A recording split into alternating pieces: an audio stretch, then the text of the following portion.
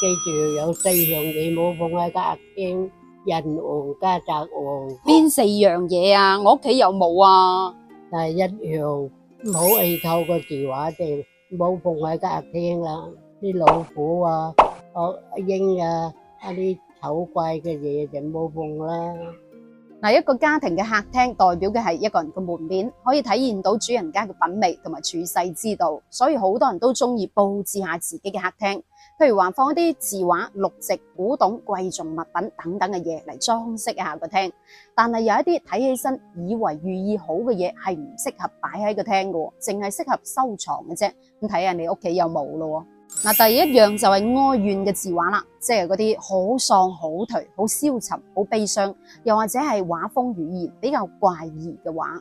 咁雖然都係藝術品，但係如果掛喺客廳，就會被視為係好消極、唔老禮啦，仲會影響到人嘅身心健康。仲有唔好掛一啲兇猛嘅野獸，譬如話張牙舞爪嘅老虎，又或者係咿牙爆哨嘅老鷹。將佢掛喺客廳就會破壞咗客廳嗰種溫馨祥和嘅氣氛啦。睇得多自然增加人嘅心理負擔噶啦，係咪？咁字畫係可以掛，但係就要注意氣質同埋風格嘅搭配。可以掛一幅山水畫、花鳥畫，又或者係一幅八駿全圖，亦都係好有品味嘅。咁第二樣呢？啲刀劍利器佢就冇坐喺個廳。好多人以為古老嘅寶劍兵器可以辟邪擋災，但係其實呢啲刀劍之類嘅兵器只適合收藏，係唔適合擺喺客廳咁顯眼嘅地方嘅。因為兵器都係自帶殺氣嘅，如果擺喺客廳嘅話，刀光劍影，好容易就會嚇親人，亦都會影響到客廳呢個溫馨嘅氣氛，亦都會擾亂人嘅心神，對主人就好不利啦。而且呢啲利器嘅嘢係好危險嘅，如果擺喺客廳，俾啲細佬哥唔知頭唔知路攞去玩，整親就唔係咁好啦。仲有一種講法係話呢啲寶劍啊、刀啊、利器嘅嘢，其實都係有磁性噶嘛。咁人亦都有一定嘅磁場喎，如果將佢哋擺喺經常招呼客人嘅場所嘅話，可能就會對人造成一啲唔好嘅影響啦。可能會好容易同人哋發生口角，亦都可能會容易傷人咁話喎。所以如果你有一啲寶劍啊、刀啊、利器嘅嘢嘅話，就唔好將佢擺喺客廳，最好將佢擺喺一個固定嘅地方，或者係收藏起身啦。咁第二樣呢？啲細個嗰個話就冇擺喺個廳啦。好多人都中意喺屋企放翻棵綠植嘅，唔單止可以淨化空氣，仲可以令到成間屋都咁有活力、咁有生氣嘅。但係唔同嘅植物就有唔同嘅講究咯。譬如話有啲係適合曬太陽嘅，而有一啲就唔適合曬太陽，要放喺陰涼嘅地方。咁如果種得唔好嘅話，呢一棵植物就好容易會枯萎啦。唔單止會冤崩爛臭，仲會搞到成間屋都死氣沉沉。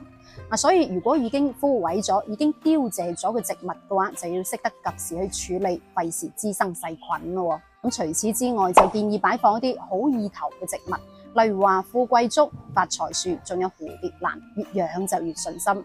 但係有人話扶桑花就唔建議養啦，因為扶桑嘅諧音係苦生，聽起身好唔老禮噶嘛。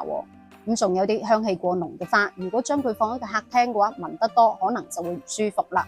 仲有就係花期較短嘅花，譬如話曇花，開2個鐘就凋謝噶啦，有一種好似稍縱即逝嘅感覺。咁唔知你屋企又種咩花呢？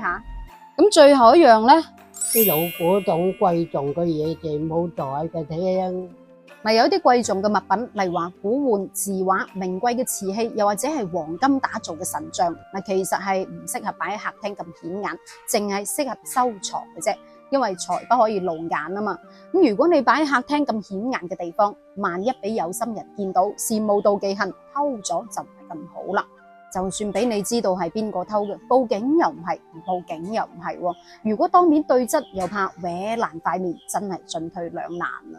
再講呢啲古董花樽、陶瓷嘅嘢係好容易碎嘅，萬一俾人打爛咗，真係損失慘重。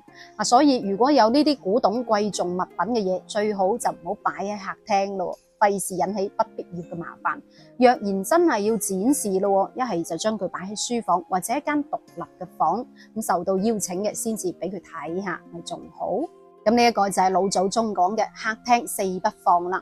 仲聽過有人話客廳唔好擺垃圾桶，因為客廳係一個主財位嚟嘅，而垃圾桶就係專門裝嗰啲污穢之物。